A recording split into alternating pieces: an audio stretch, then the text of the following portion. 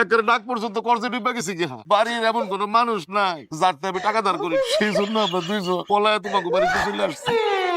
বহু মানুষ তো শ্বশুর বাড়িতে ঘর জামাই হিসেবে থাকে, আমরা দুইজনে বুড়ে বয়সে জামাই বাড়িতে ঘর শ্বশুর হিসেবে থাকতে আসছি। জামাই বাবাজি, আমি জানি তুমি মনে মনে আমি করে গাইল পারতেছো, কিচ্ছু করার নাই, আমি নিরুপায়। যতই গাইল পারো তোমার বাড়ির থেকে আমরা আর যাইতেছি। আরে আব্বা কি যে বলেন, আমি গাইল পারবো কেন? এটা আপনারই বাড়ি, আপনারা যতদিন মন চাই বাড়িতে থাকবেন, কোনো সমস্যা নাই। আব্বুজি, তোমার শ্বশুরের পুরো কথা কিন্তু শেষ হয়নি, আরো কথা আছে। আমরা যে পানাদার আছে না, আমরা যে ঋণ করছি, ওই ঋণগুলো যদি তুমি মাসে মাসে একটু শোধ করে দিতা তাহলে অনেক উপকার হইতো। ঠিক আছে আম্মা, কোনো সমস্যা নাই, আমি তো আপনাদের ছেলের মতোই। তাছাড়া সন্তান হিসেবে আপনাদের লোন টোন পরিশোধ করা তো আমারই দায়িত্ব, আমি করে দিব, কোনো টেনশন করেন না। আপনারা যান, খাওয়া দাওয়া করেন। আর ইয়া আব্বা আমার দেখে রাখো, আমি কাজে গেলাম। আসি আব্বা আম্মা, আসসালামু আলাইকুম। ওরে আয় তোর জামাই একটা জিনিস রে, বাপ রে বাপ, পুজা ফলাইছি।